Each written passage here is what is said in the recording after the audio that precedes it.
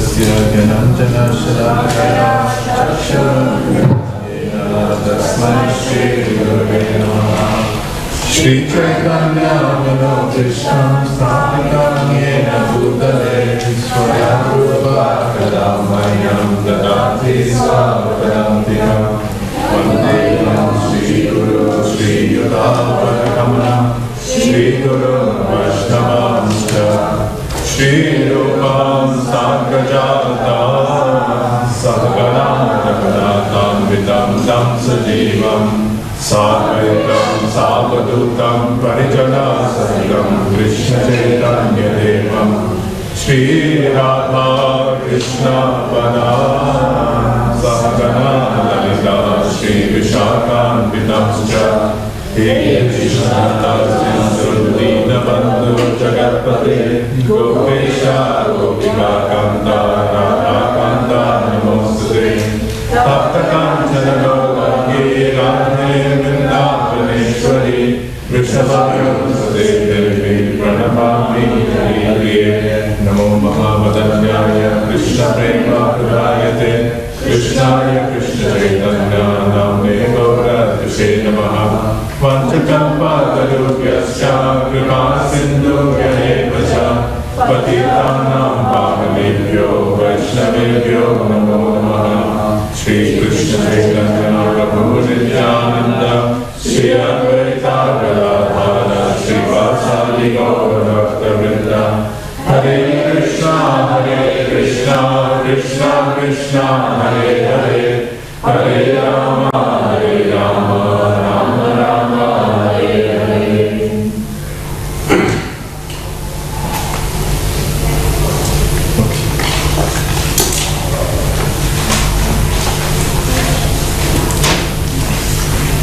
Question 1. Exchange papers if you can.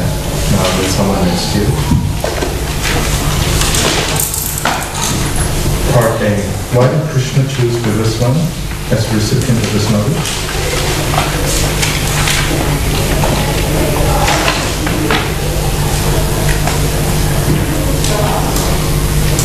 The sun god and the king of all the planets in the solar system. Yes. As the head of the royal dynasty, there are two dynasties there. There's the Chandravamsha and Raghuvamsha, meaning that the dynasty from the moon planet, dynasty from the sun planet. All the Kshatriyas in earth come from these two dynasties. And as kings are taught this knowledge to help the citizens, the sun god, as one of the principal leaders in this universe, was instructed in this knowledge. B. Summarize the lineage of the Bhagavad Gita. Write down the steps used by Srila Prabhupada to roughly calculate the time frame the Bhagavad Gita was originally spoken by Krishna to Vivasvana. So, summarize the lineage of the Bhagavad Gita. So after Vivasvana came to Manu. Ishwara. Yes. And then after, so then what was the time frame that Srila Prabhupada provides? If you had to break it down. 120 million. Sorry? 120 million. So that's the final answer. How did Srila Prabhupada arrive at that figure? Each Eva, Yes. first start with Kali Eva, 432,000. Yes. Then the next one is Dwapara, 2 times of Kali Eva. Yes. Then Treta is 3 times. Yes. And then Satya is 4 times.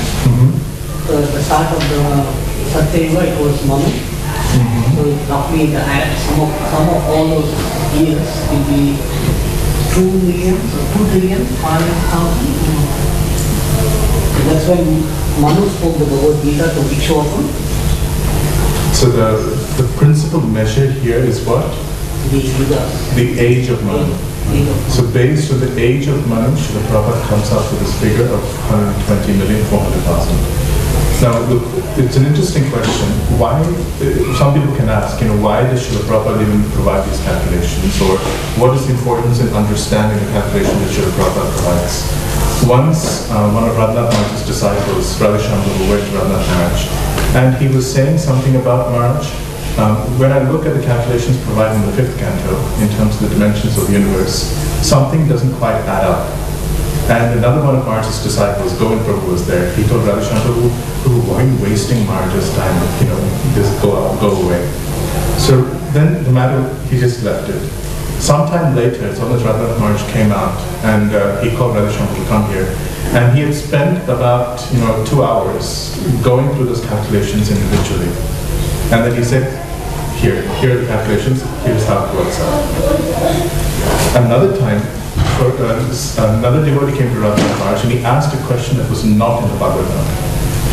Can you tell me why so and such thing happened in Krishna's class? Radha Maharaj's answer was, it is not given in the Bhagavatam, and he just left it at that. So the point is that something that is given in the Srimad Bhagavatam, devotees need to be able to understand, comprehend, and defend if required. And so these calculations are provided. When we say the Gita is very, very old, we have to be able to say something like it is at least 120 million years old. And it is this because of these calculations provided in the Vedic literature. That precision is important in conveying the history and the antiquity of the Gita. Just say the answer to that one again, Abhishek. Yes. So the age of Manu is the principal criteria that Srila Prabhupada uses to devise this calculation. And the way he gets to the age of Manu is a particular Manu lives for 71 yuga cycles. 71 point something, 71, 72 yuga cycles, of which a certain number of yuga cycles have transpired. So each yuga cycle, you can calculate it as being 4.32 million years. So he's multiplied that by the number of yuga cycles to get the answer. So I think it's like 30 yuga cycles or something. So 4 multiplied by 30 gives you a rough figure of 120. So what would be the lineage then? The lineage is from Krishna to Vivaswan, Vivaswan to Manu to Ikshwan. That's the lineage.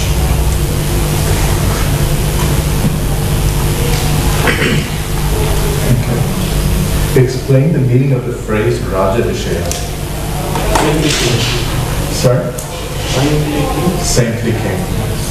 Okay. How does Srila Prabhupada explain it? Is it the same way?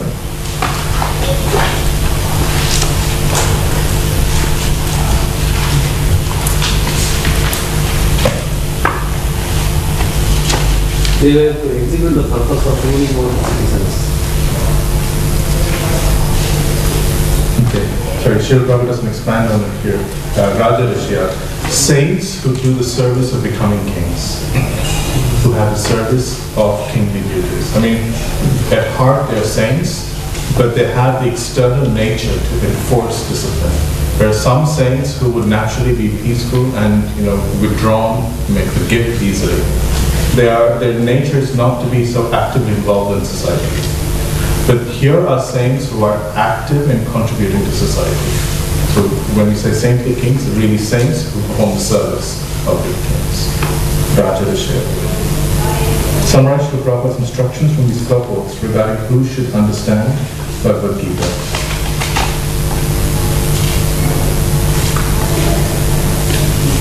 Kings should understand. Yes, the king should understand. And? Of course, the Prophet also comments on it being relevant for all of society. But yes, so from 4.3 there are more specific details. So what does Srila Prabhupada say there?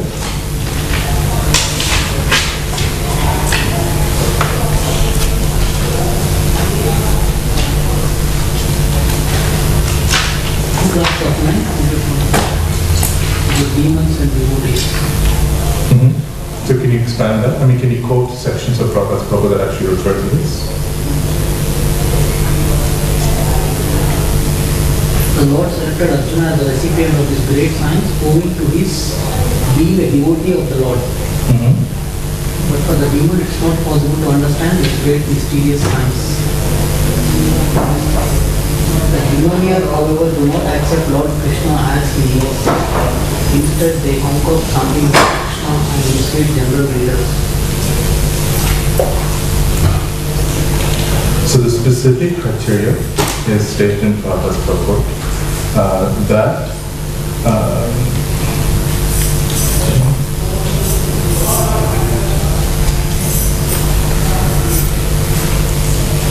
sorry, I just lost the sentence.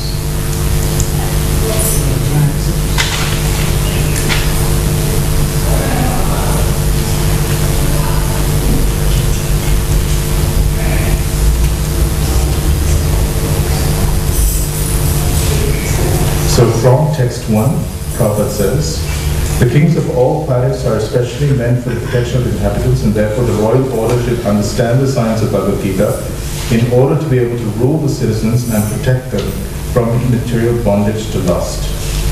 Human life is meant for cultivation of spiritual knowledge in eternal relationship with the Supreme Personality of Godhead, and executive heads of all states and all planets are obliged to impart this lesson to citizens by education, culture, and devotion. So there's very clear reference that educated heads of state need it, as well as the general human population also. Then in verse 3, Prabhupada says, Arjuna accepts Sri Krishna as the Supreme Personality of Godhead, and any commentary on the Gita following the footsteps of Arjuna is real devotional service to the cause of this great science. Further down, here is a warning about such misleading paths. One should try to follow the disciplic succession from Arjuna. I guess the intention was that it's also meant specifically for the devotees.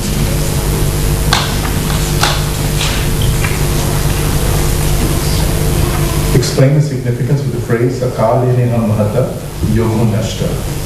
Explain how such destruction in the transmission of knowledge can occur. And this is a quote from Prabhupada's purport in verse 2.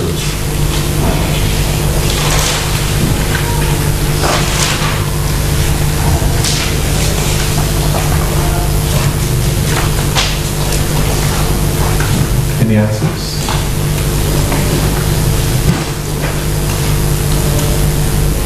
Chain of lineage is broken due to power of cow. Sorry?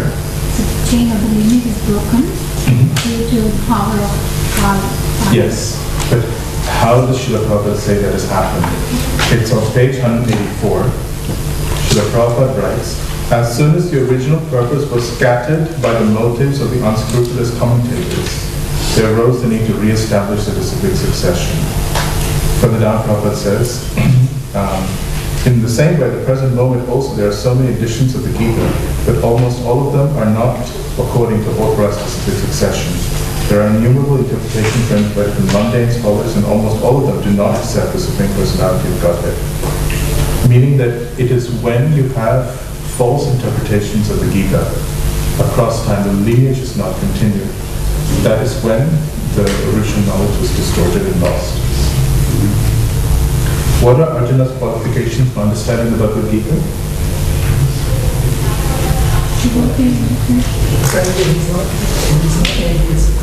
Friend and devotee.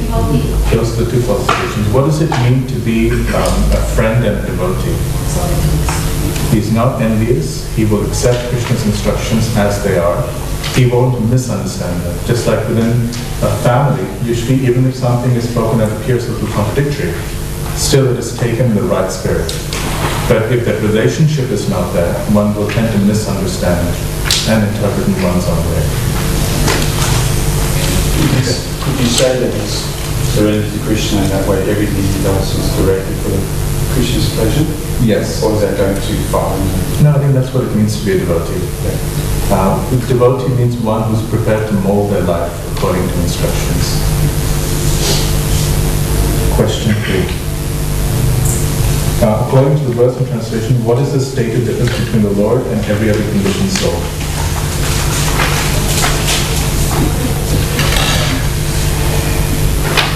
Lord is absolute, No.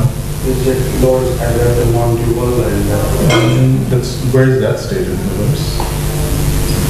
The non-duality part is not exactly stated in the verse. The verse and translation itself, what is the stated difference? Verse Yeah, verse five. Krishna can Sorry? remember. Krishna can remember and the conditioned souls cannot. So that's a specific difference. That Krishna is omniscient, he never forgets. Conditioned souls will always forget. And why does that happen to conditioned souls? Because of coming into touch with the material world And body and changing bodies. bodies.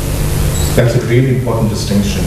Anyone who has the ability to forget is someone who has to be a conditioned soul. Someone says, before I didn't know I was God, and now I know I'm God. Or you can realize that you're God. statement is quite absurd. From Srila Prabhupada's purport, write down what is different proofs regarding the transcendental nature of the Lord. We answered some of these questions already just now. You played some Bible. You can do different forms even though he's one. Yes, but the fact that he doesn't forget means that he doesn't change bodies. He's always situated in his own transcendental form. So that's the specific, that's a specific point. Srila Prabhupada compares the Lord to the Vaidurya stone. Why? Because similar to how when we look at weather from different angles, it shows different colors. Yes. The Lord changes forms, but still one.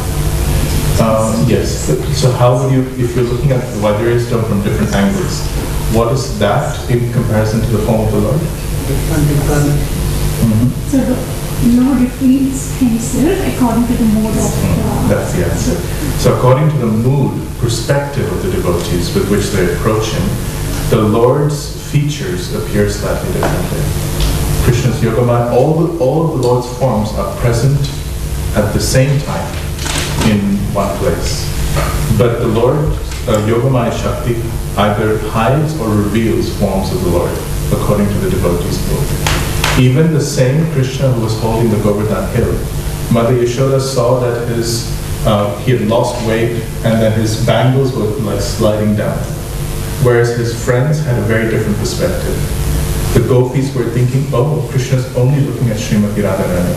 See, everyone has a different perspective on how Krishna looks and is reciprocating with them. And that's why Krishna is compared to a Vaidurya stone.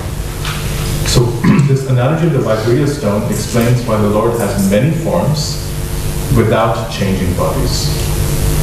And this is often a point that people bring out from studying the Vedic literature. They say that there are so many forms of God, and it must be that all of these forms are material forms, and that there's one supreme Brahman behind all these forms. And somehow or the other, they bring all the forms of the demigods there also. And the conclusion is, so therefore it doesn't matter which form you worship, ultimately you have to get somewhere beyond that form. This is a mistaken understanding. Rather, the example of the Vaidurya stone is really important because what it specifically points out is that no, the Lord's form is not material because he doesn't forget, is the first thing. Two, it's an eternal transcendental form that manifests full variety according to the specific mood with which a devotee approaches him. And that form is eternally transcendental. It's not, you know how you said in the lecture that like a reflection? It's not like that, like a reflection of God, depending on what you mode or what you can. A reflection of God? I remember you were saying that there was some, in the lecture, there was something, maybe I'm getting my wires crossed, but it's what you take is what reference you have for your mood. So God shows what you can see, that part is definitely true. Yeah.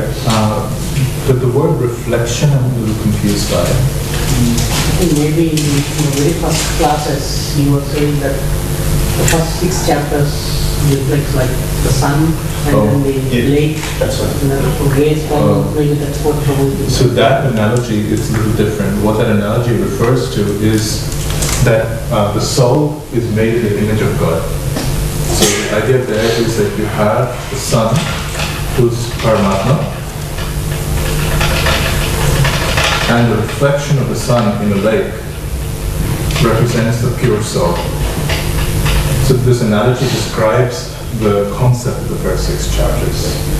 And of course, a beam of light into a darkened room represents the conditioned soul, and you can trace out some hint about original spiritual nature in that conditioned state. So the whole process of karma yoga, jnana yoga, ashtanga yoga is to revive one's eternal nature by tracing the path back. So that was analogy described. How many of you remember this analogy? Quite a few people. That's good. But was that what you were referring to? Yeah. I was just thinking that maybe that was similar, that it's different. No, it's a little different. Where the reflection analogy comes in is, even though Paramatma is one, he's reflected in everyone's heart. So an example given there is just like you have a sun And the sun is reflected in individual pots of water.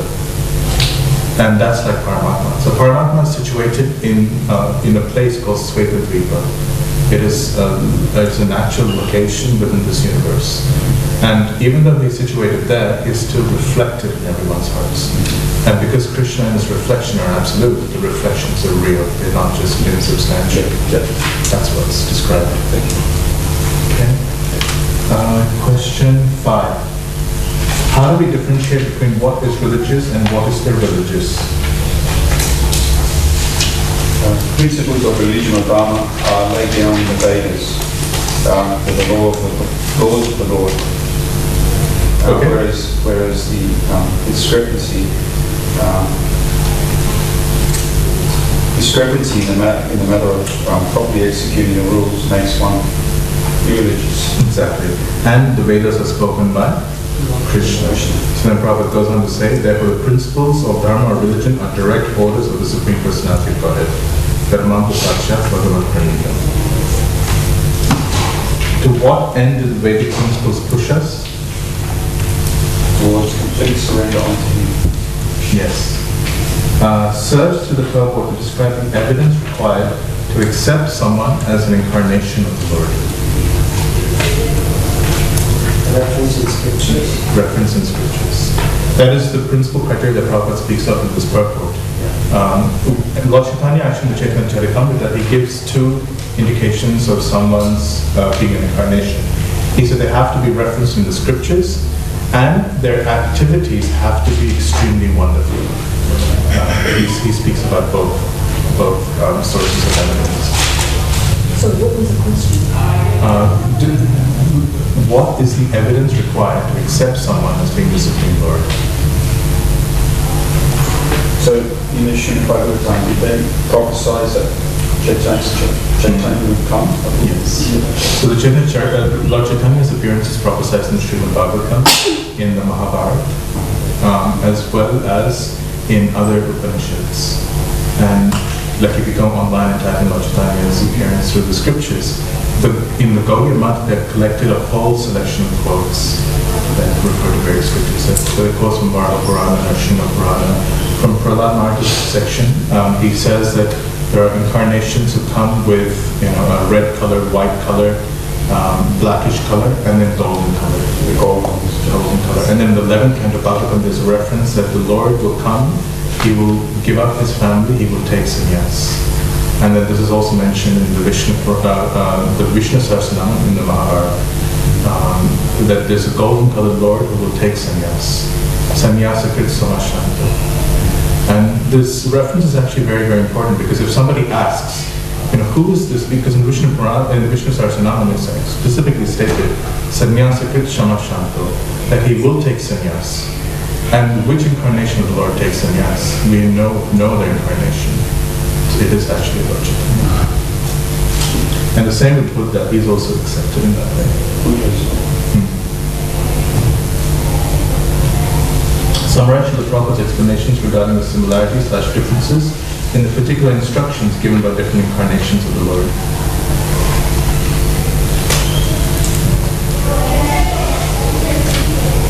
Similarities is that they lead the people to God consciousness and obedience to the principles of religion. Differences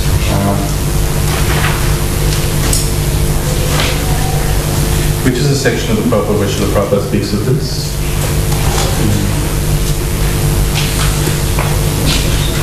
Page 191. Yes. So which is this sentence? Each and every incarnation speaks as much about religion as can be understood Yes. by the particular people under their circumstances. Yes. But the mission is the same, to lead people in the core consciousness. And obedience to the principles of religion. So the principles are always the same. The application is different, which means that the do's and don'ts may be different in different circumstances, but the principle of coming closer to the Lord is always the same. What perspective does that give us in understanding the do's and don'ts of different religious traditions? Like, for example, if we look at a Jewish tradition, there are a certain number of do's, which I think are like 240, and don'ts, which are like 363 of don'ts. And we look at the Christian scriptures where there are certain do's and don'ts. If you look at the Catholic scriptures, or the Catholic interpretation of the biblical scriptures. Or you look at Islam where they have a certain category of do's and don'ts. Do we understand just based on the do's and don'ts that these are just completely different religions? Or if we understand that the purpose of each one of these traditions is to take one closer to the Lord, and these do's and don'ts are relevant for people in a particular situation, we can understand how the do's and don'ts are actually intended for the same purpose, and the religions are connected that way. It actually doesn't make sense to compare religious traditions from just by looking at do's and don'ts. The one way to compare religious traditions is to ask the question, what is their goal? If you ask the question, what is your goal? And then you ask, okay, what are you doing to achieve your goal? Then you can actually accurately compare different religious traditions. Otherwise, that comparison is meaningless. If you look at debates that are there between Islam and Christianity, for example, they will fight about whether the Quran and Prophet Muhammad are acceptable according to biblical scriptures or not.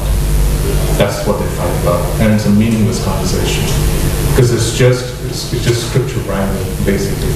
But unless you speak about a goal in mind, none of the do's and don'ts or anything that you have to accept or not accept makes sense. So what did you say? There was scriptural differences, or it's a question of interpretation. Of course, Christians, they quote Christ's statement that anyone who comes after me is a thief. I think he says that 2 verses after he says, I'm the way, the truth, and life. But then, in the Islam tradition, they say that yes, Jesus was a prophet, but then the scriptures were corrupted, so that Muhammad had to come and re-establish the knowledge. So they say that.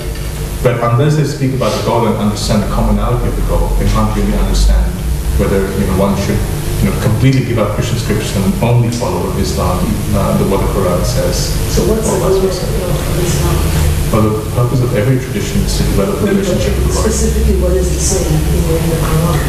No, it is to develop. Lord Chaitanya actually talked to a Muslim, and Psalms in the Chaitanya Charitamrita, and he quoted from the Quran and established love of God as being the goal of the Quran, the scriptures. Now, the perspective of being able to see that is really the vision of someone who's highly elevated. But even from a cursory glance at the scriptures of the Quran, yes, there are elements that speak about material enjoyment. There are also elements that speak about a connection with the Lord. And the commonality is that they all believe God is one. They actually do this. To love God. Yes. To know God, to love God. Okay. So the difference here is also like sometimes more the sense personally and sometimes emotionally of Is there a difference? Is this classified as different like when you say? You can, but it's not really, it was not the intention of the tradition. The intention was the difference between the principles and then the details of the different religious traditions. Question 7. Explain the meaning and import of the following phrases from the verse. Divyan. Okay. Tattvataha. In reality and truth. Understanding Krishna as being a person, not just thinking of his pastime as being materially oriented. Punar Janma Neti. What does that phrase mean? Never take birth again. You never take birth again. So B, contrast the simplicity and completeness of the liberation achieved by devotees in comparison to impersonalists and yogis. In question is again liberation only after much struggle and many births. Yes. And still that liberation is partial.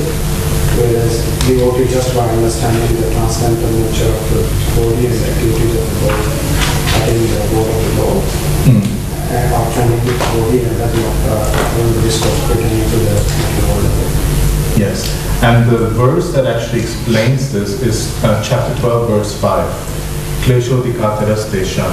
This verse explains how the impersonalists have so much struggle in advancing on their path by just trying to control their senses. But the devotees, even though they experience a similar struggle with their senses, they have the beauty of the form of the Lord and the sweetness of His pastimes. That is like a light at the end of their tunnel, and it just gives them the strength to go on. Could you say that because they're trying to control, they get frustrated because they can't really get control? It's kind of like, the example given by one of the acharyas is like, if, in India previously, if the husband would pass away, the wife, out of separation from the husband, would feel so much pain that they couldn't bear to be left alone. And they would want to follow their husbands. So they would ascend the funeral fire, and they would immolate their body. For them, the pain of having immolate means their body would be burned alive. Wow. So the pain of having their body being burned was less than the pain of separation. So that's how deeply attached they were. So an acharya uses this to give an example of this phenomenon. He says, it is like ascending a funeral pyre. The technical term for this rite is called sati. It's like performing sati without having a husband. You have the pain, but absolutely no reason to perform what you're doing. So that's the example given for those who perform austerities, but without Krishna involved. It's a very, very strong and striking example. Whereas for the lady, because of the strength of her attachment, she would want, yes, of course, there's still the same pain, but it is completely subdued by the strength and depth of their attachment, to the extent that they don't feel the pain at all. The mind is so completely absorbed in where my husband is gone, that's where I want to go. That's where their mind is. And they welcome the pain of the fire as a journey to take them there.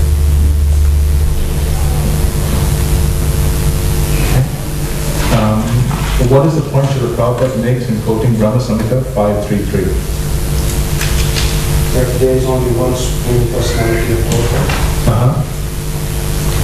There are many forms to this. So which phrases are being used? Advaitam means non-dual, one Supreme Lord, and Ananta Rupam, He has unlimited forms. So if He's one Supreme Lord, He has unlimited forms. And so therefore, each of these forms, which are transcendental, can be meditated upon. What's the last thing you said? Each of these forms are transcendental and can be meditated upon. So when you meditate upon these forms and you're contemplating it, is it to get, because they've got a particular mood as well, or pastime, or some activity they've done, and when you're meditating on it, is that to try and to get more deeper in your understanding of it, so that and also to get some connection with that particular form of the Lord? Lord? Well, the meditation on the form of the Lord is a way of developing one's relationship and attraction, and that specific mood of service to Him. Okay. So the best way to actually meditate on the form of the Lord is to meditate on how devotees of that specific form of the Lord approach Him. Okay. So therefore, if one wants to understand and have affection for Sri Ramachandra, one would meditate on verses spoken by Hanuman and his mood of service, or the mood of other Vaishnavas like Sugriva or Jambavan, Jambavan, etc. in connection with Sri Ramachandra. Is it more on your nature as well, and what you're attracted to, your desire? Yeah, what drive gives you more something to connect with a bit easier. And the reality is that, sometimes I remember I was asked, who's your favorite form of the Lord? And I don't actually have one specifically. At times I'm attracted to Lord Chaitanya, at times Lord Jagannath, but it's something that comes naturally and spontaneously after some time.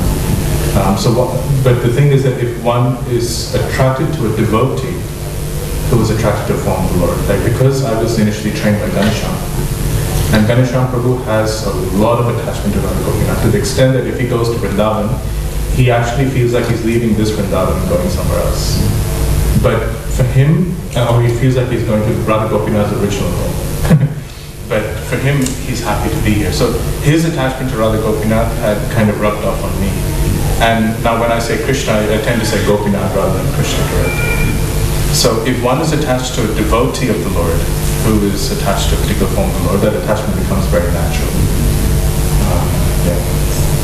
But if there are some kids, for example, or some people that just are naturally spontaneously attracted to a particular form of the Lord, and it's very natural to feel, oh, Radha Shyam Sundar and Lavana specifically, very endeared to me, or Radha Vallabha or Radha Gopinath in Sydney. And so their worship is oriented towards that specific form. And that's all. The general principle actually in cultivating sadhana is whatever is natural, that is generally the steady way. Like for example, some devotees ask, should I chant and meditate on the form of the Lord? The answer is no, not as a conscious effort. But if you're chanting and when you're hearing the holy names, the form of the Lord comes in one's consciousness, and that helps one hear like more deeply, then that's okay. And then sometimes one just feels like, oh no, I want to have pictures of, say, Gokul or Varshana around me when I'm chanting. So that's just a natural desire, you just do it. If something is natural, it usually means that one is ready to take that step. If you feel like it's a forced endeavor, it means that one is not yet ready for that specific mood of cultivation. The same thing doesn't apply to the following rules and regulations, because that's just the question of the mind. But where the mind is saying, actually no, I don't want to chant 16 rounds, or I don't want to chant rounds today, at that point it has to be forced. But when it comes to cultivating one's relationship with Krishna, if one is performing one's regular sadhana, natural desires will come up in the heart. And one can coat one's chanting with those emotions and desires and approach Krishna in that way. How do you say if someone is Lord as a Hindu Gopal, in India, is homage tradition. They do the Lord, they take Lord as a Hindu Gopal as the form of. Yes, Bal Gopal, could you like to understand? Yeah. How do you say is that accepted? No, it's not Vatsalya, it's just because that specific mood of emotion generally comes after one is free of material desires, after the stage of Nishta Bhakti. So you can see if someone is regular in their sadhana and generally doesn't have desires going in other directions, then perhaps they may well have developed that emotion. But people who are generally involved in life with many desires, if they say that I have a specific desire to worship Krishna as a mother or as a friend, it's the female, you see the female, no, that's completely on the bodily concept of life. It's like saying, only girls can be attracted to Krishna as a lover, or only parents can be attracted to Krishna as a parent, and young boys are attracted to Krishna as a father or a friend. That's on the bodily concept of life. The actual sense of a relationship with Krishna is well beyond one's bodily or mental constraints. Sorry, what is Bal Gopal? Bal Gopal, it's a form of Bal Gopal with a laddu in his hand. He's called Bal Gopal. Bal is a Sanskrit word meaning small. So small baby Krishna. So baby Krishna with laddu in his hand is called Bal Gopal. But a man who identifies as a man is not ready for that stage of spiritual life, or a lady who identifies as being a lady is not yet ready for those emotions. It's when one identifies as being a servant of Krishna and almost regards this dress as being like this bodily dress as being a dress. That is when they're ready to go and develop those emotions. Until that time, the identity that is recommended is as a servant, and this is expressed in a verse by Yamunacharya. Bhavantam evanu charan vidantara prashanta nishesha manoratantara kadaham ekanta nitya kinkara prahasya vishyam sanata jivitam. But Lord, when will that day come when I identify as being your unalloyed servant?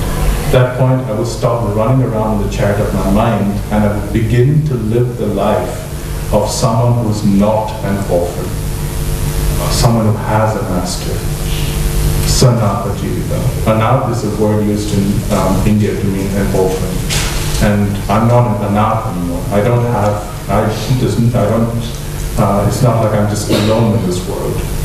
That means the true relationship between devotee and Lord automatically drop after some time. Yes, that's right. So the main identity that is focused now, and therefore the path of bhakti that we're following is called Samanya Bhakti. Samanya Bhakti means the general bhakti. And that is from now until we reach a stage where generally our material desires are vanquished. And it is governed by rules and regulations. In this stage of bhakti, our focus is to identify as being our spiritual master's servant. That sense of being connected to the spiritual master will give us a sense of being Krishna's servant. And from there, when we learn to see everything that we do as being services, rather than, I'm doing this for myself, when we learn to see everything as being service, and we become fixed in seeing everything we do as service to Krishna, that stage is called Nishta Bhakti. And from that stage, higher, more spontaneous emotions can develop.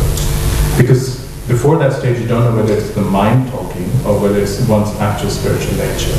Until and unless the mind is significantly diminished, it is impossible for one's actual nature to come out in a clear-cut way.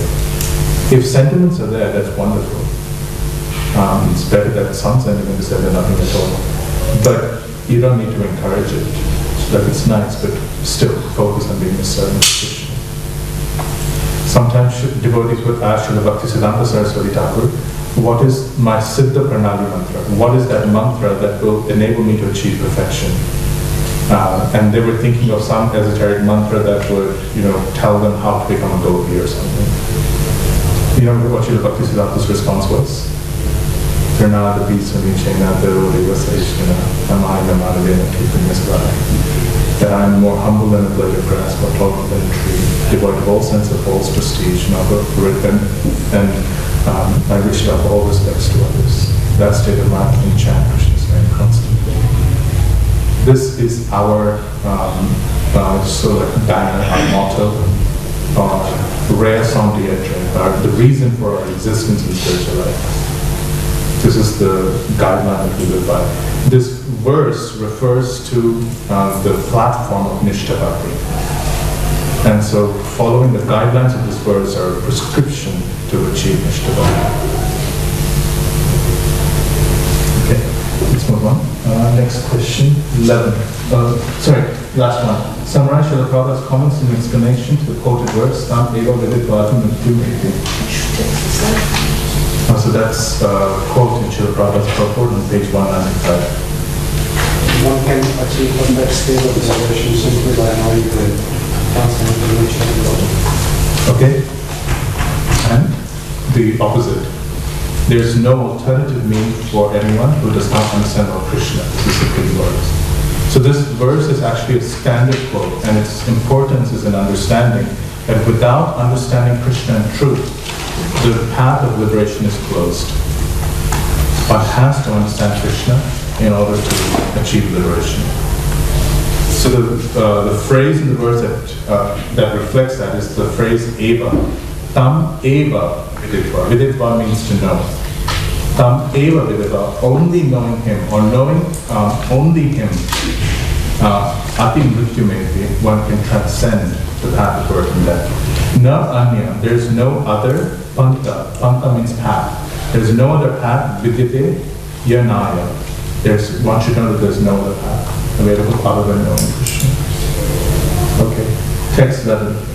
Consider the Bhagavad Gita verses 4:16 to 4:24. From the study notes, what is the intent behind this section?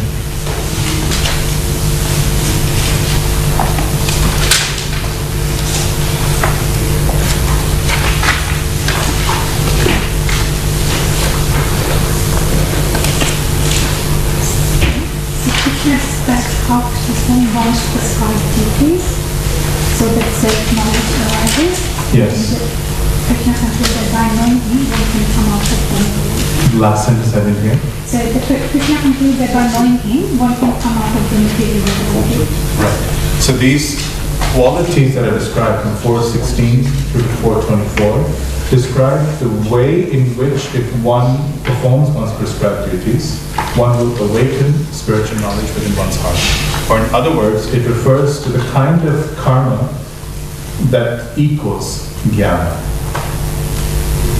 That is the intent of this section. From 419 to 23, summarize the qualities of action that lead it to become a karma. What are the qualities that are described? Now, any 4 qualities are sufficient.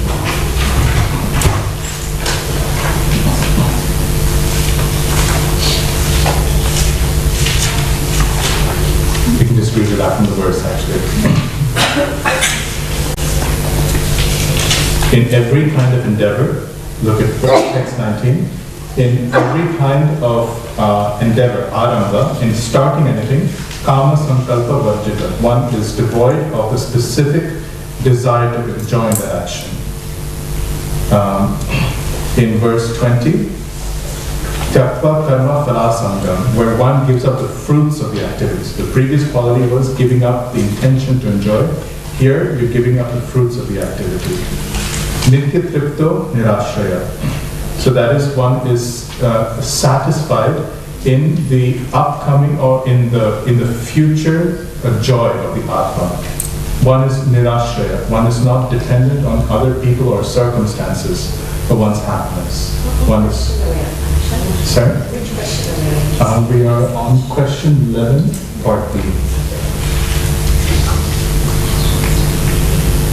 And the 4th quality, karmani apravritopi naiva kinchit karoti sa. Sorry, that's not a quality. Text 21, nirashya, there's no specific desire for the result. Yata chittatma, control mind and senses. Tyakva sarva parigraha, there's no sense of possessiveness of what one has. One sees it as being just gifts of the Lord. And shariram kevalam karma, one performs activities simply to maintain the body rather than increasing the desires of the senses. Then text 22, yadriksha labha santushta, one is satisfied with whatever one gets. Dvandva atito, one does not allow oneself to be affected by hot, cold, or nice prasadam, not nice prasadam, etc. Vimatsara, one is not envious. One is equal in both success and failure. Sama siddha siddhaucha. Text 23. Sorry, that's a summary. But so from text 20, from text 19 through 22, how many qualities was that were described? 1, 2, 3, 4, 5, 6, 7, 8, 9, 10, 11, 12. That's right. So there are 12 qualities that were described that show the kind of action that equals jnana. Part C. From Srila Prabhupada's purports, specify how each of these qualities are present in a devotee's life. Where described by Srila Prabhupada.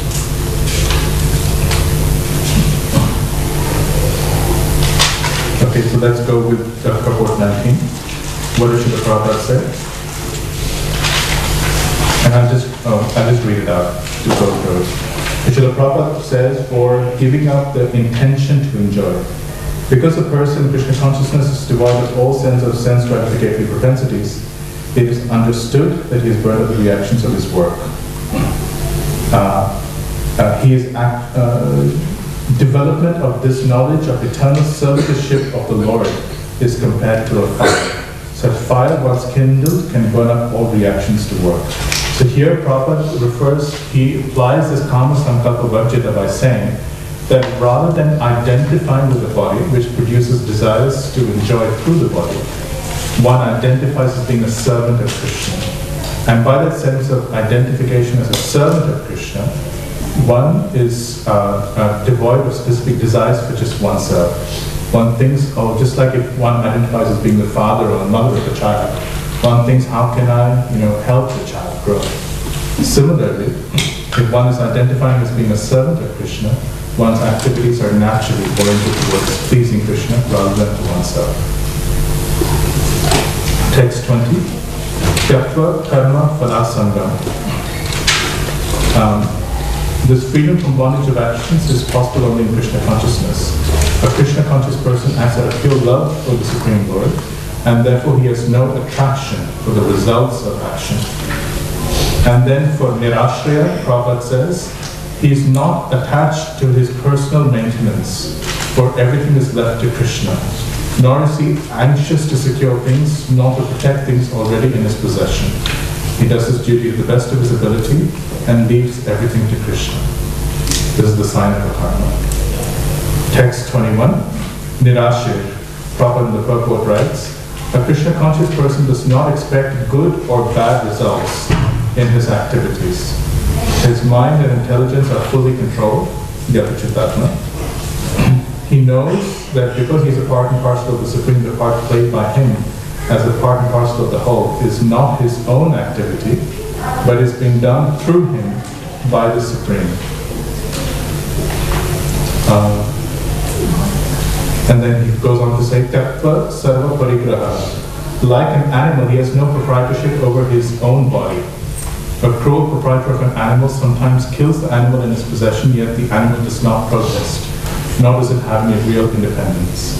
A Krishna conscious person fully engaged in self-realization has very little time to falsely possess any material object.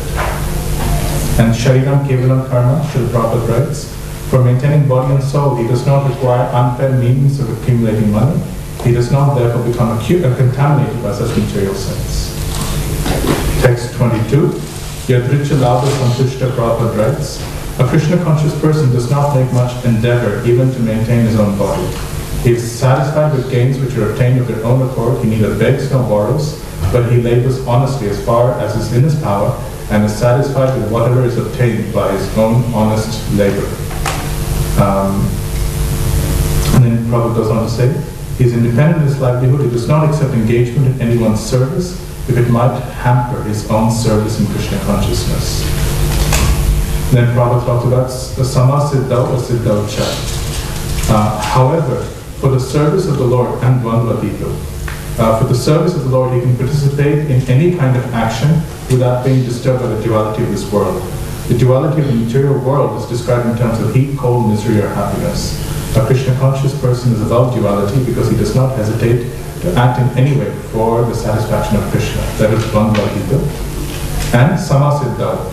He says, therefore, because he is prepared to do anything for Krishna's pleasure, and he is not affected by the dualities, therefore he is steady both in success and in failure. These signs are visible when one is fully in transcendental knowledge. Was that okay? Were you able to follow the connection of the sections of Prabhupada's purport to the qualities? Raji, I have one question. So how did 11b differ from 11c specifically? To summarize the qualities of the action, so just taking the phrases of the verse, but how does Prabhupada apply that to devotees? Like when you say, for example, give up the desire to enjoy in this world. What does that mean for devotees? For devotees, what that means is that they are focused on Krishna's enjoyment rather than their own enjoyment. What does it mean for devotees when you say that yadricha labha santushta? So you just accept whatever comes naturally to you. The Prabhupada says there are two things here. The Prabhupada says the first thing he says is that one is working in an honest endeavor, and whatever comes naturally through that endeavor you accept. Two, if there's any part of that endeavor that causes you to go away from Krishna, you take it that this is not within what Krishna wants me to do. That's why I avoid it. So these are the applications of those qualities for devotees. That was the intention. D. From the study notes of Srila Prabhupada's purport, explain the analogy conveyed in verse 4.24. Summarize the salient points from Srila Prabhupada's purport to 4.24. So what was the analogy? Chintamani. Huh? Chintamani. 4.24. What is the analogy of the verse itself? Brahma, that's the verse we're talking about, right? Brahma Arpanam Brahma Havir. So what is the analogy conveyed by that verse? The milk and curd. Milk and? Milk and curd. No. What is the verse? The verse is a metaphor. Brahma Arpanam. So it's the analogy of the yajna performance. Ladle and... Yes. Sorry, was the question confusing from my perspective? I didn't mean analogy within the actual purport just yet. What I meant is, what is the analogy conveyed in the verse, and how does Prabhupada explain it in his purport? Sorry. Yes, Prabhupada does give the analogy of milk and curd. This is number 1723. Arpanam indicates the ladle, how it, the ghee. Yes. Is that what you're asking? Yes. What is that? So explain that analogy. Or explain that description that is being provided. Arno indicates the sacrificial fire. Uttam indicates the manner of pouring ghee into the fire. Yes. And all these are Brahma and they're looking past and the transcendental platform. When one is seeking Krishna through each of these activities, when one is going through these activities for Krishna's pleasure, every part of an activity becomes spiritual. To convey this point, it is conveyed through this the description. So the description is that of a yajna performance, when someone is taking a ladle, taking ghee and offering the ghee into the fire. The ghee, the ladle, the fire, the manner of offering the ghee to the fire, all of these elements, even though they involve technically muscles and material elements, they all become of the same quality as Brahma. In other words, they all become transcendental. And Brahmeva Tena Gantavyam, they all become Brahma. Brahma Karma Samadhina, when one is absorbed Samadhi in performing Brahma Karma, activity for Krishna, or activity that searches after Krishna. So that was the description of the verse. Now, what was the analogy that Prabhupada gives to explain this point?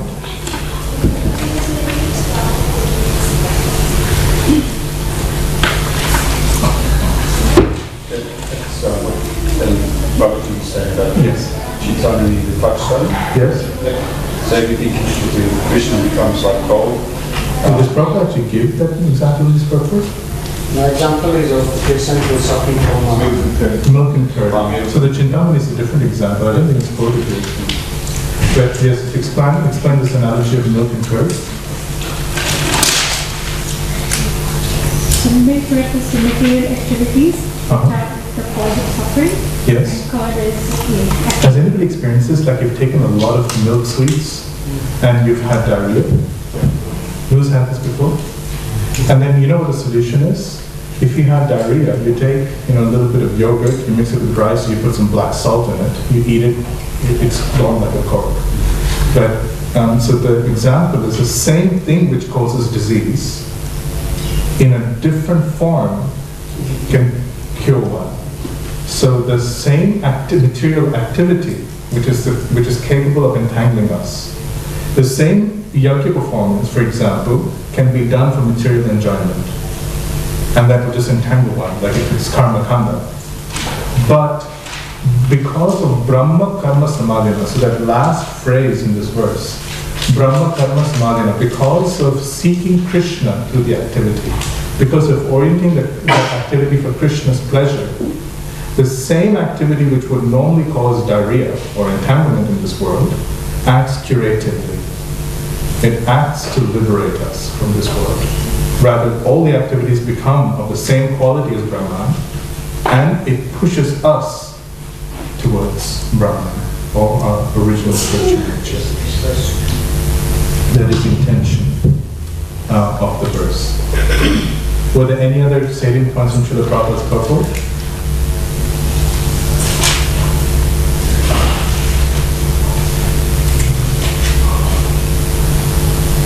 No, I think the explanations that we've gone through have covered it. So Prabhupada explains this analogy. He explains the importance of converting material activities to its transcendental counterpart. And then Prabhupada says, when the mind is fully absorbed in Krishna consciousness, it is said to be in samadhi or trance. Anything done in such transcendental consciousness is called yajna, or sacrifice for the absolute. In that condition of spiritual consciousness, the contributor is who? The person who's putting the ghee to the fire. Contribution, the ghee. The consumption, the ghee within the fire. The performer or the leader of the performance. So the performer is the person who's actually, himself offering the ghee. And the leader of the performance is the person who has sponsored the yajna. Everyone becomes absolute or the Supreme Brahman. That is the method of Krishna consciousness.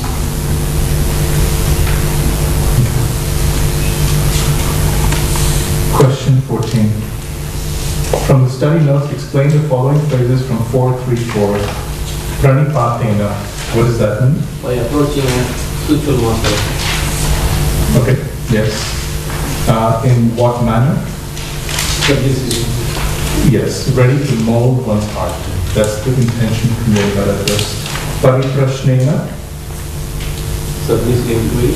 Submissive inquiry. Inquiry which engages one's intelligence in the subject matter, but not in a challenging way. One is seeking to understand and apply the spiritual master's instructions. Sevaya. Rendering service. Rendering service. So what is that verse quoted? Samit Pani. Holding firewood in one's hand, one should approach the spiritual master. One is thinking that I'm here for the spiritual master's service, not just to gain knowledge for myself. If the spiritual master chooses to teach me nothing, that's the best thing for me. That's okay too. Tattva darshinaha. What two phrases convey the meaning of this phrase? So in the study notes, there was a verse quoted, Shrotiya Brahmanishta. What does Shrotiya mean? Knowledge of the scriptures. Why was that important?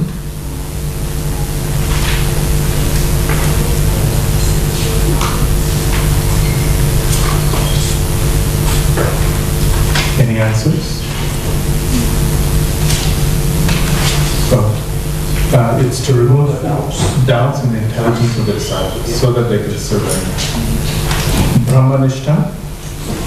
What is the importance of that phrase? Relationship to the Lord. Yes. So connection to Krishna, why is that important? So that when the spiritual master prays for you, Krishna's mercy will follow. So these two qualities are an explanation of Tattva Darshina, one who has seen the truth, one who has a relationship with Krishna, and one who can train one in scriptural knowledge. So they can see the truth, both through the scriptures and through personal experience. They are alive in their relationship with Krishna. It's not necessary that they have to have achieved the stage of Prema Bhakti. They also allow the disciple to see Krishna by removing their doubts and allowing them to perceive what is in the scriptures and see the world through the eyes of Shastra. And they allow them to experience Krishna in their own life by invoking Krishna's mercy on that devotee. That is the implication of the phrase Tattva Darshina. Summarize the salient points from Srila Prabhupada's purport to this verse. So what are the salient points conveyed here?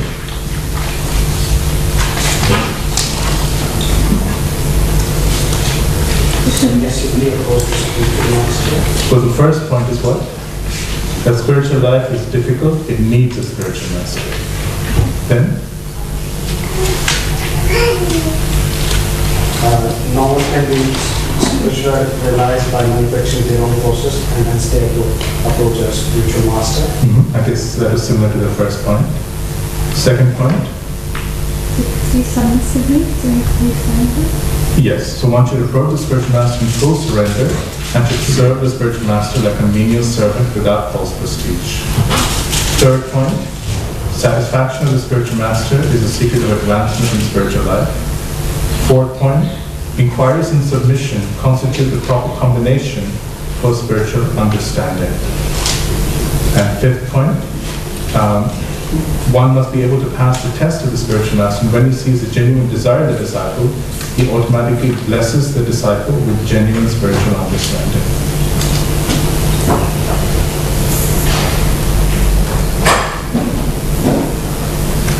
Were there any questions or comments? What is like 14B? 14b. Summarize the salient points from Srila Prabhupada's purport. Yeah, that's the thing we're looking at right now.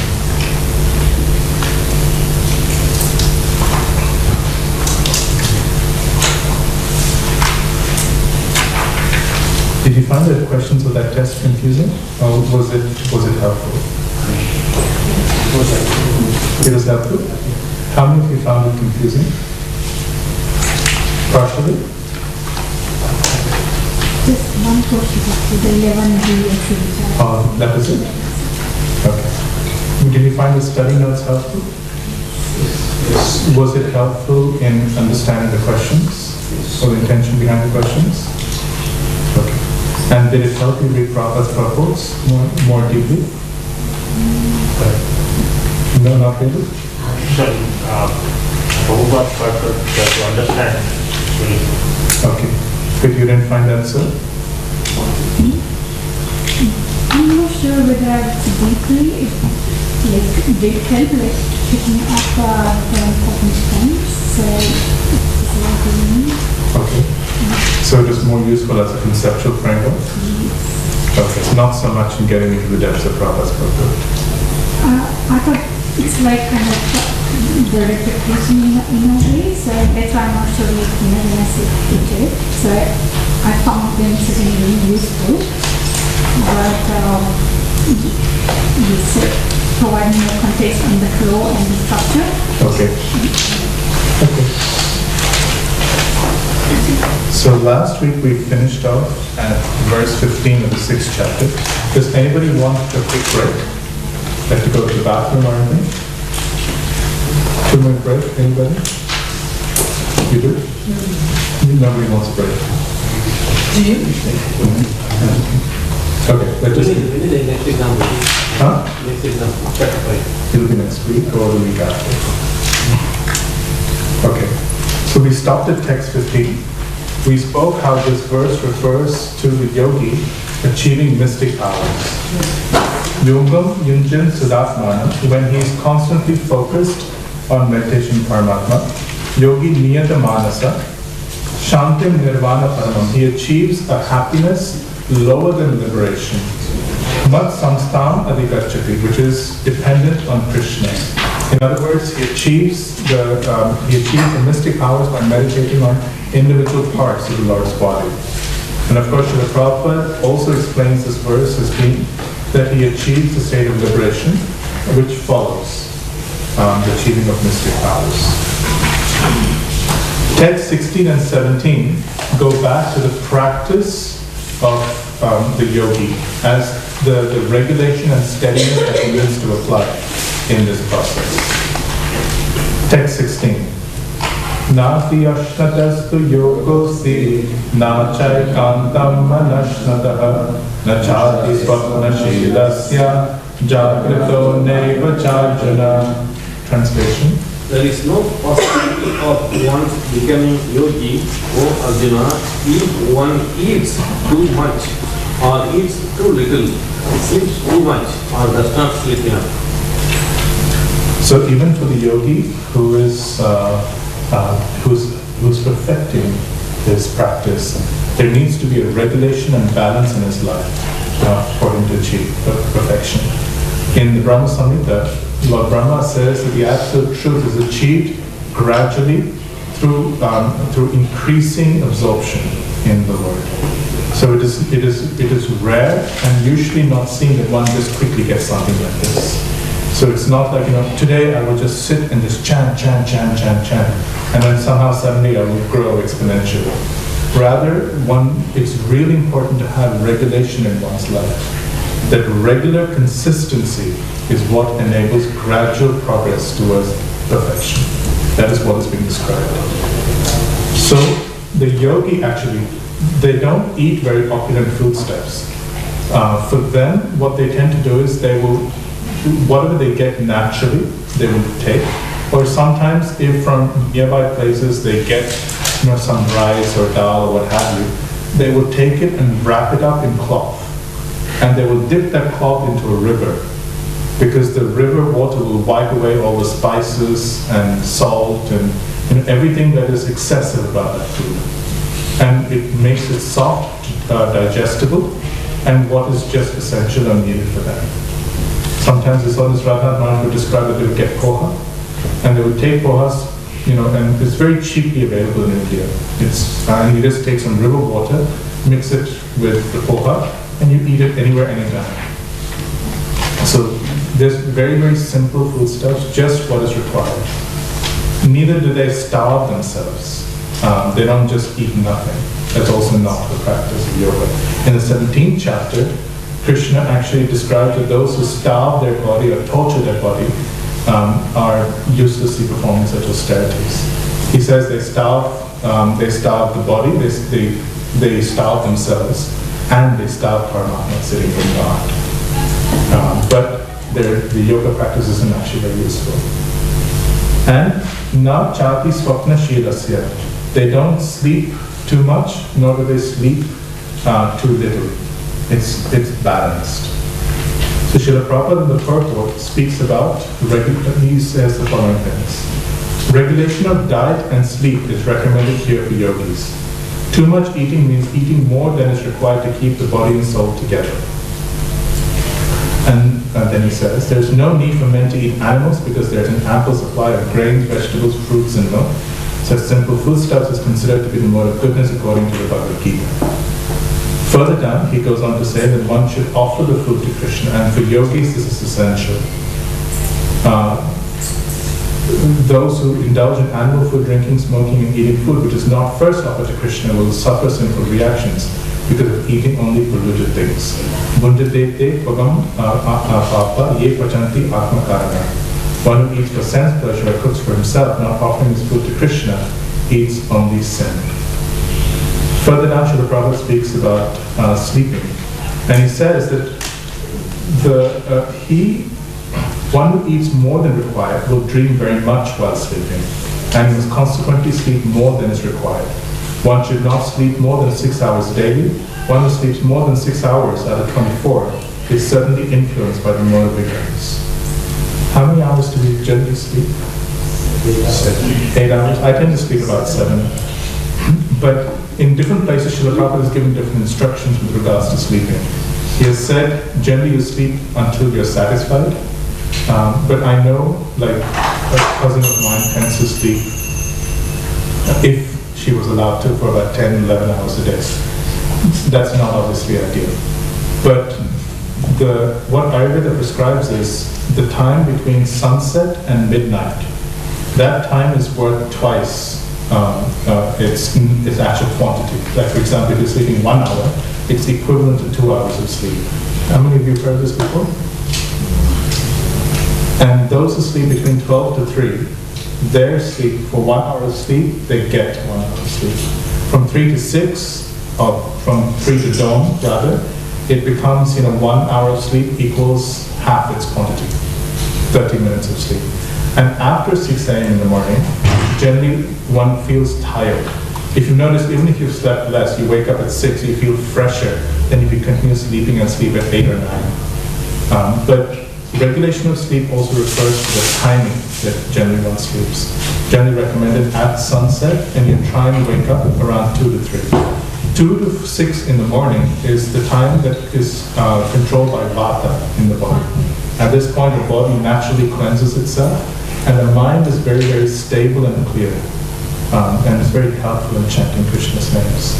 Generally from 6 to 10, kapha is prominent, and it's recommended that one exercise at that time, rather than eating heavy foodstuffs. One eat a very light breakfast, if required, but then that's exercise.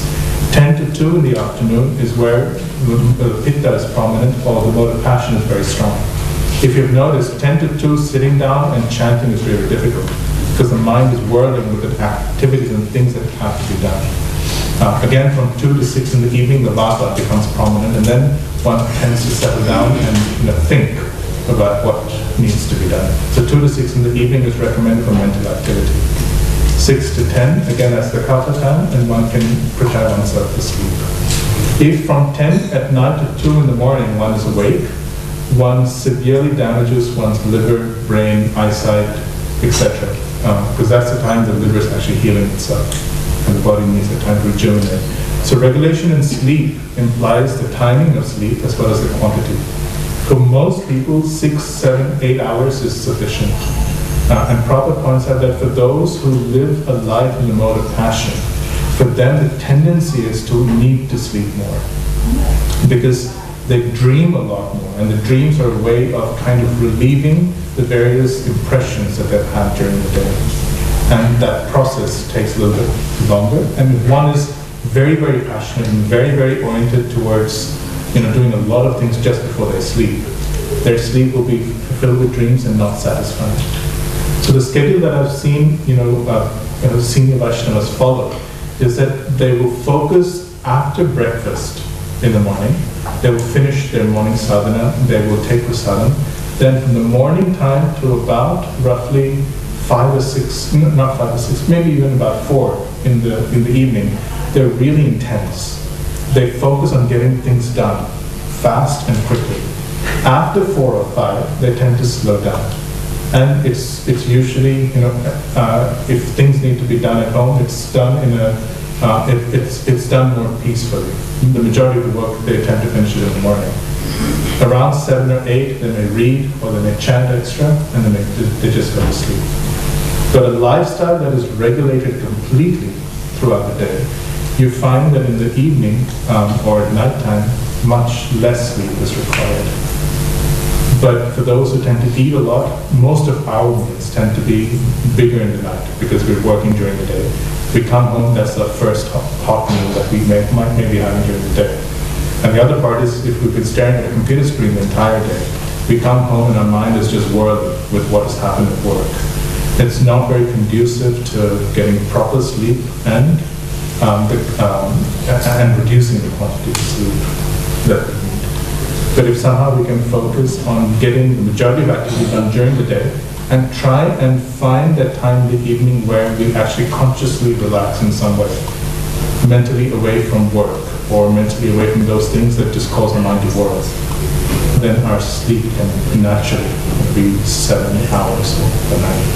The proper general guidance was that you sleep until you're satisfied, as long as it doesn't go beyond some unreasonable number of hours. I have a question. So I heard it in one lecture, I don't remember which lecture, how long ago, but I definitely heard it, that the evening time, Gaurati time, Chaitanya Mahaprabhu himself comes and dances. And if that time someone wants to be, that's not very conducive to Krishna consciousness. Rather, if you dance, then Chaitanya Mahaprabhu will be more pleased. And if you dance in Gaurati, then obviously it's 8 o'clock. How do we understand that? In that high, balance one's life with arati or kirtan in the evening is actually really wonderful. It's not the kind of activity that I was describing where one's mind is just whirling. If one is chanting or hearing and chanting about Krishna, because arati basically means glorifying Krishna, right, through kirtan and dancing. If one is reading scriptures is not ultimately an intellectual activity. It is a manner of hearing about Krishna. If one finds reading difficult at that time, one can maybe hear. But the idea is that one's frame of mind should be not focused on getting things done at that time. It's a mistake to start something that time of the evening. That's what I meant. Also, just to understand it right, so Prabhupada said you sleep until you're satisfied, is that right? Yeah, generally, Mukund Maharaj actually asked him that question in 1966 or 67. He said, probably in the books I've read that one can only sleep 6 hours a day. Now, Prabhupada said, yes, that's a general guideline that most people need about 6 hours a day. That's sufficient, but you sleep until you're satisfied. In other places, Prabhupada said, someone who's spiritually focused, their sleep naturally reduces to 6 hours. So in the beginning, it's not like, oh yes, I need to sleep 6 hours, and then you wake up just tired and unable to do anything. That's not the idea. The point is to set a certain routine for the body, so that it's consistently that quantity of sleep every day. When you have that consistency of sleep day by day by day, then one can naturally, over time, as one becomes more spiritually focused, you find that sleep becomes reduced. But it is a mistake, and some people, actually my father does this, he sleeps at like 9:30 or 10, and then he compulsorily wakes up for Mangalarati, which means he wakes up at like 3:15. And then during the day, he's like, when I speak to him, sometimes his voice is dead. That he can hardly, enunciate what he's saying. And when we're traveling in the car and I'm driving, he's just sleeping. So this is not ideal. It's more important that you get proper, consistent sleep. And then as your life becomes more oriented in the mode of goodness, that sleep quantity will naturally reduce. And as one gets older also, it tends to reduce anyway. Okay, text 17. Yuktahara viharasya yuktacheshtasya karmasu yuktasvadvanavabodhasya yogo bhavati yukta. Translation. He who is regulated in his habits of eating, sleeping, recreation, and work can mitigate all material pains by practicing the yoga system. So the phrase recreation may surprise one. And here is a serious spiritualist. Now is he going to play Ludo or chess or something? No, that's not what he does. The yogi, of course, is focusing his mind internally on meditating on Paramatma. But sometimes he just needs to get up and freshen himself up so that he can apply himself with more energy to his practice. So the exercise recommended for the yogi is walking. And you will often see this. I don't know, those who have read Journey Home, for example, Radha Maharaj describes that after, perhaps days and days of sitting in a particular spot and meditating, he would suddenly one day just get up and then he would keep walking for an extended period of time. Then he would come back with his mind refreshed and he would focus. So yogis actually do this. Even if they're sitting in a secluded place, at times they would just get up and they would just walk and experience Krishna's nature. It just freshens up their mind when they sit down and meditate. And actually Prabhupada describes this in the Narada Muni pastime, also in the 5th and 6th chapters of the first canto. He says Narada Muni walked an extensive period of time, and then Narada Muni drank some fresh clear water from a lake, and the sweetness of the water refreshed him, and then absorbing himself, he just sat down and meditated on Krishna. But experiencing Krishna's nature just by going for a walk is one of the best ways to refresh one's mind and then focus again on spiritual practice. It's useful actually if one is feeling incredibly stressed or if one is finding it hard to concentrate on something, one can experience nature. And that was the original intention behind how the Vedic system constructed their housing. It is said that when a certain population would come into a certain town or village, they would just go and create a new town, say 2 kilometers away. They wouldn't allow a particular area to become overpopulated because you need fresh air, sunshine, and space in order to think. If one is clustered in concrete buildings in a small confined space, one's thoughts will also become congested and it's hard to focus. But so here the word vihadasya means the recreation of walking. So ahara obviously means prasadam, eating prasadam, which was spoken about in the previous verse. Cheshtasya means activities of the body and mind. Whatever they do with their body and mind, for example, how they speak to others. It's not like they desire to just, relax and they go out to some nearby town and they start speaking about, so tell me what has happened in the last, 1 week that I've been meditating. Can you tell me what's happening with the stock market or something? It's controlled. It's focused on what their goal is. And that's the essential meaning of yukta cheshtasya, karmasu. Yukta swapna avabodhasya. They regulate their life of sleeping and eating. So the idea is because their goal is very strongly fixed, every one of their activities is focused on the goal. And so the best analogy that I have to describe these two verses is that of an athlete. When they clearly have that sense of a goal in mind, that I'm aiming for this district competition or I'm aiming for the Olympic Games, for example, they have a very clear idea of what I need to do and what and how long it's going to take to get me there. And based on that understanding, they can pace themselves. And that pacing of oneself with proper sleeping, eating, freshening up, and focusing is what is essential for yoga practice. The word here is discipline. And if the principle of discipline is taken and applied in our Krishna consciousness, it allows us to consistently grow in spiritual life. Sometimes you will notice that you get senior Vaishnavas who come here, many times during the week and they give class. So in the old days, Ganeshan Prabhu would tell me, Prabhu, it is more important that you have the discipline of waking up in the morning and chanting your rounds, rather than coming here and attending a class that would go up until 9 o'clock or 10 o'clock.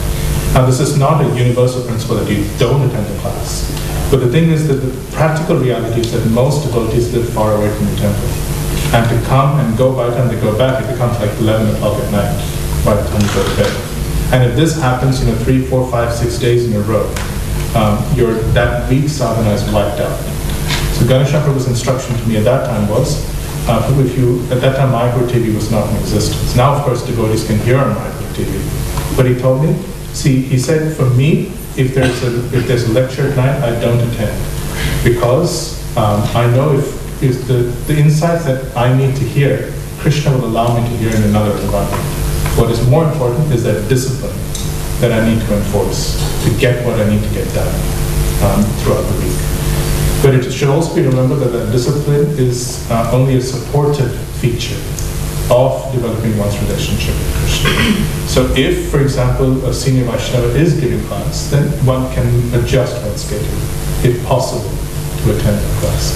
But the emphasis is on discipline. It's that consistency that allows us to grow, not a sudden outburst of spontaneous devotional service, and then suddenly finding that 3-4 days have gone by when I've not chanted my rounds, when I've not been able to do anything else, just struggled with work and even struggled to stay awake at work.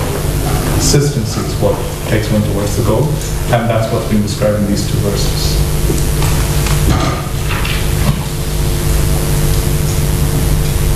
Text 18. Yada viniyatam chittam atmanyevavatishtate nispriha sarva kamebhyo yukta iti uchyate tada. Translation. When the yogi, by practice of yoga, disciplines his mental activities and becomes situated in transcendence, devoid of all material desires, he is said to be well established in yoga. So text 18 and 19 describe the qualities of this person who has achieved perfection. And in text 20 to 23, the stages of what that perfection looks like in terms of its characteristic and its experience are being described. So, yada viniyatam chittam, when one's mind is completely focused and disciplined, on what? Atmani evava tishtate, and it is situated in Paramatma or one's own Atma, nispriha, devoid of all material desire, sarva kamebhyo, yukta iti uchyate. At that time he is perfectly established in yoga. Srila Prabhupada quotes example of Ambarish Maharaj to describe how this applies to the devotee at the stage of perfection. Text 19. Now this verse uses an analogy to describe what the stage of perfection looks like. Yata deepo nivatasto nengate sopamasthutaha yogino yata chittasya yunjato yogamatmana. Translation. As a lamp in a windless place does not waver, so the transcendentalist whose mind is controlled remains always steady in his meditation on the transcendent self. So the word smrita implies, it means heard, but what it means is that experts understand the position of perfection according to this analogy. Yata, just as deepo nivatasto, a lamp stays in a secluded place, devoid of wind. Na nengate sokama. Yogino yata chittasya, for a yogi whose mind is completely under his control, his mind, his situation is that it is completely undisturbed by the situation of this world. It's like a lamp that does not waver. His spiritual intelligence is not drawn away or not carried away at any time by any disturbance in this world. That's what's being described. Prabhupada says, a truly Krishna-conscious person, always absorbed in transcendence, in constant undisturbed meditation on his worshipful Lord, is as steady as a lamp in a windless place. Text 20 to 23. Now these verses describe what the stage of perfection looks like from its symptoms and its experience, or characteristics and experience. Yatro paramate chittam nirudham yoga sevaya yatra chaivatmanatmanam pashyam atmani dushyati sukham atyantikam yakta buddha